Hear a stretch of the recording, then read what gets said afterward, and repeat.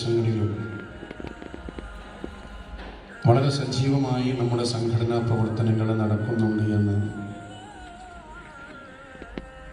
കഴിഞ്ഞ ദിവസങ്ങളിലെ ലക്ഷദ്വീപ് യാത്രയിൽ നിന്നും അതുപോലെ ചെന്നൈയിൽ ഒരു പരിപാടിയിൽ സംബന്ധിക്കാൻ അവസരം ലഭിച്ചപ്പോഴൊക്കെ മനസ്സിലായി. വളരെ പരിമിതമായ ആളുകൾ മാത്രം താമസിക്കുന്ന പ്രദേശമാണ് ലക്ഷദ്വീപ്. സത്യത്തിൽ നമ്മളെയൊക്കെ നാണിപ്പിക്കുന്ന അല്ലെങ്കിൽ നമ്മളെ അത്ഭുതപ്പെടുത്തുന്ന വളരെ ശ്രദ്ധേയമായ പ്രവർത്തനങ്ങളാണ് അവിടുത്തെ ഓരോ ശാഖകളിലും നടന്നുകൊണ്ടിരിക്കുന്നത്. നമ്മളൊരു മേഖലാ കമ്മിറ്റിക്ക് അല്ലെങ്കിൽ ഒരു ക്ലസ്റ്റർ കമ്മിറ്റിക്ക് പോലും പല സ്ഥലങ്ങളെ അപേക്ഷിച്ച് എത്തിപ്പെടാൻ കഴിയാത്ത വിധത്തിൽ നമ്മൾ സന്ദർശിച്ച 3 ദ്വീപുകളിലും നമ്മുടെ സംഘടനാ പ്രവർത്തനം വളരെ സജീവമായി ആവേശത്തോടുകൂടി അവരെ നടത്തിക്കൊണ്ടിരിക്കുകയാണ്. അവിടുത്തെ ശാഖാ കമ്മിറ്റികളുടെ ആഭിമുഖ്യത്തിൽ പാവപ്പെട്ട ആളുകൾക്ക് വീട് നിർമ്മാണം, സഹചാരികളുടെ പ്രവർത്തനം, അതിന് നമ്മുടെ ഒരുപാട് ഇടപെടലോ നമ്മുടെ സജീവമായ പ്രവർത്തനങ്ങളോ കൂടുതൽ ആവശ്യമില്ല.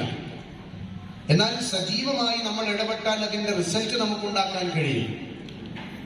പക്ഷെ നടന്നു വരുന്ന പദ്ധതി തുടർന്നു പോകാൻ നമ്മൾ കുറെ ഭാരവാഹികളുടെ പ്രവർത്തനങ്ങൾ അതിനാവശ്യമില്ല.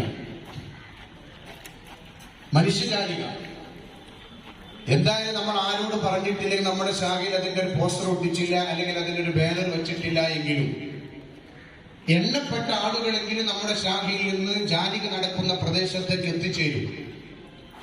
പക്ഷെ എത്തിച്ചേരുന്ന ആളുകളുടെ എണ്ണം വർദ്ധിപ്പിക്കാൻ നമ്മൾ എന്ത് ചെയ്തു എന്നതാണ് നമ്മുടെ ചോദ്യം.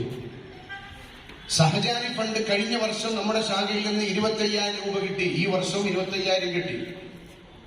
അതിന് സെക്രട്ടറിയോ പ്രസിഡന്റോ ബന്ധപ്പെട്ട ആളുകൾ കാര്യമായി ചെയ്തിട്ടില്ല. അതിൽ താല്പര്യരാണ് നമ്മുടെ കൂട്ടത്തിലുണ്ട്. അയാൾ ബക്കറ്റ് പിടിച്ചെന്നു, ഉസ്താദ് സാറെ പള്ളിയിൽ നിന്നും പറഞ്ഞു, എല്ലാവരും വിട്ട് തട്ടിമുട്ടി വന്ന എണ്ണൂക്കും എത്ര ഉണ്ട്? അത് 25,000 ഉണ്ട്.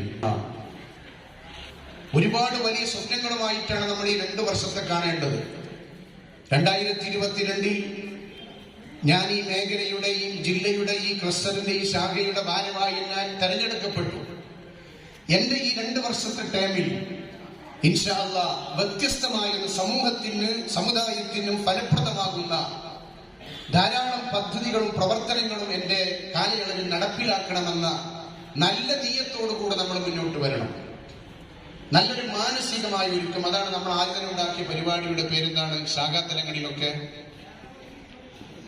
മനസ്സൊരുക്കം. മനസ്സ് ഒരുങ്ങുക എന്നതാണ് പ്രധാനം. അത് ഏത് വിഷയത്തിനങ്ങനെ, പെണ്ണിട്ടാണെങ്കിൽ തന്നെ മനസ്സൊരുങ്ങണം. അല്ലാതെ കെട്ടിയൊരുക്കി കൂടുതൽ അറിയണം. നമ്മുടെ മനസ്സ് തയ്യാറാകുക എന്നതാണ്. എല്ലാ വിഷയത്തിലും അങ്ങനെ തന്നെയാണ്. ഒരാളെ നമ്മൾ പിടിച്ച് സെക്രട്ടറി ആക്കി അയാൾ ആ വിഷയത്തിൽ തൽപരനല്ലെങ്കിൽ ആ